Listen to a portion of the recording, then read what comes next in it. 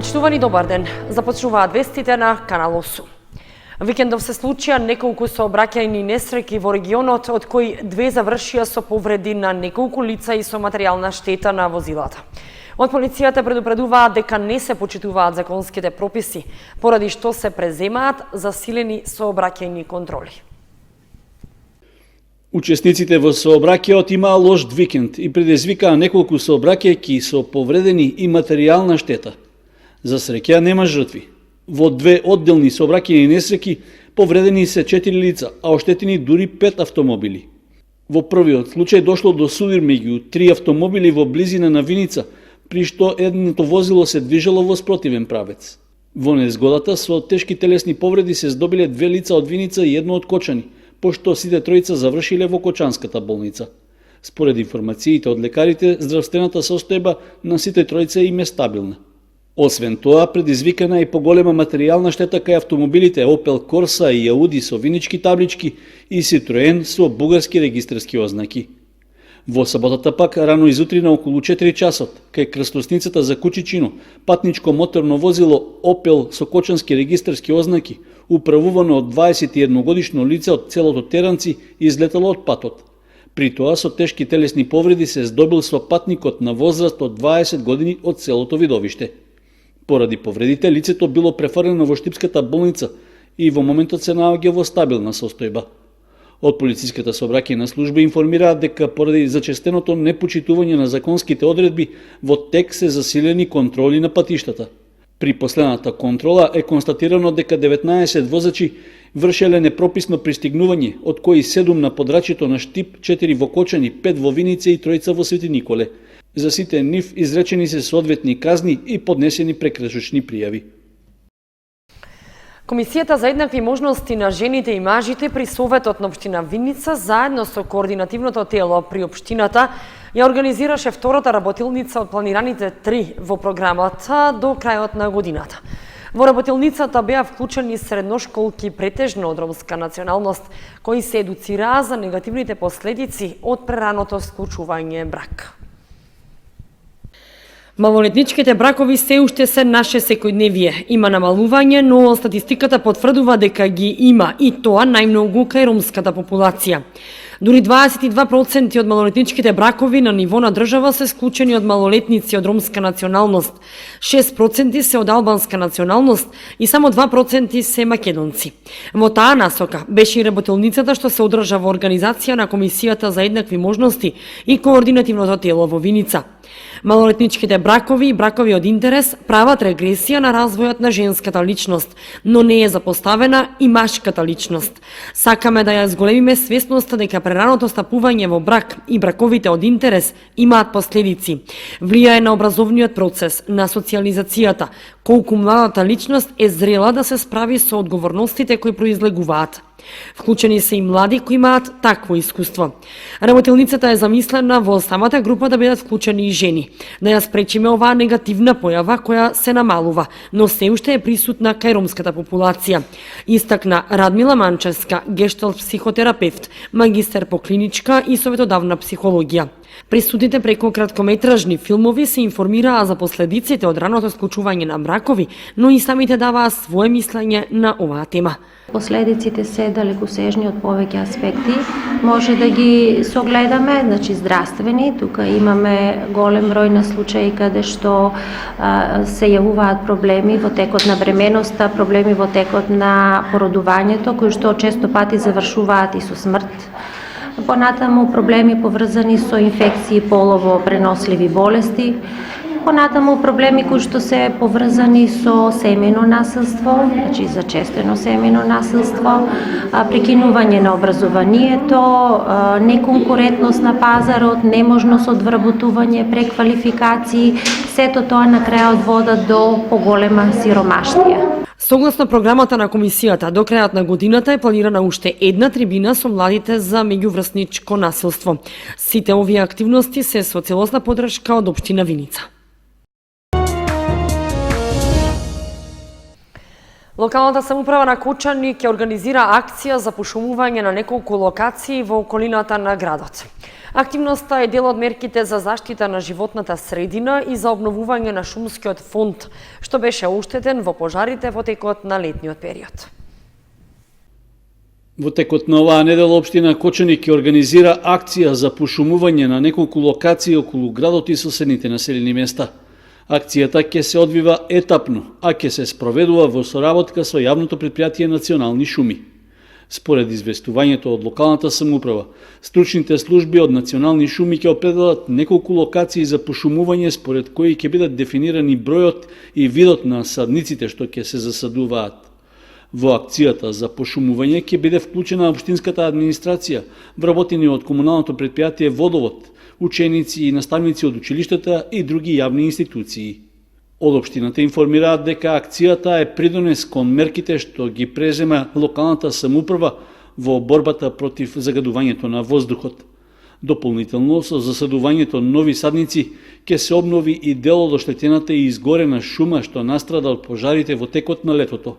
Како што е познато, само во текот на август и септември во два пожара изгореа околу 200 хектари зимзелена шума и дабови и букови дрвја на теренот околу селото Бели и Лешки, како и во близина на Пантелеј. И во двата случаја причина за избувнување на пожарите беше човечкиот фактор.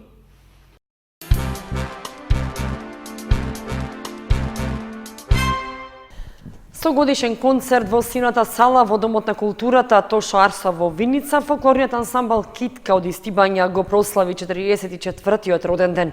Настапија 130 фолклористи кои пред виничани се представија со традиционални песни, ора и обичаи, а дружењето заврши со заедничка средба и роденденска торта.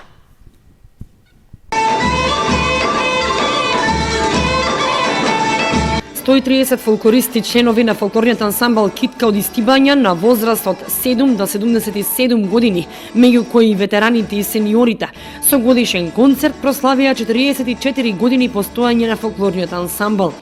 Настапија во сината сала во Домот на културата Тошо Арсо во Виница, каде се представија со песни, ора и обичаи карактеристични за овој крај. Многобројната публика во Домот на културата, освен разните ора и обичаи, можеше да види и разновидни носи, карактеристични за ората со кои се представуваат фолклористите. Присутните во салата ги поздрави уметничкиот раководител на фолклорниот ансамбл Китка Стојко Митковски, кој ги истакна успесите, наградите, турнеите и представувањата на фолклористите во изминатите 44 години постоење на ансамблот.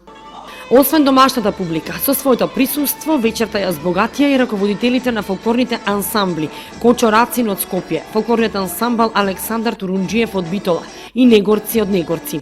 Фолклористите на Китка не застануваат тука. Ги очекува уште многу турнеи и настапи во земјата и странство, а секако со амбициозните раководители и подготовка на нови кореографии и ора и избогатување на ансамблот со поголем број фолклористи.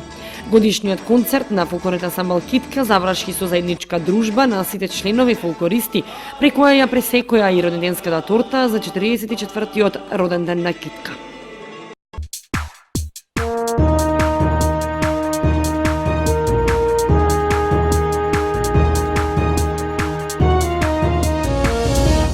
Следува информацијата од спортот.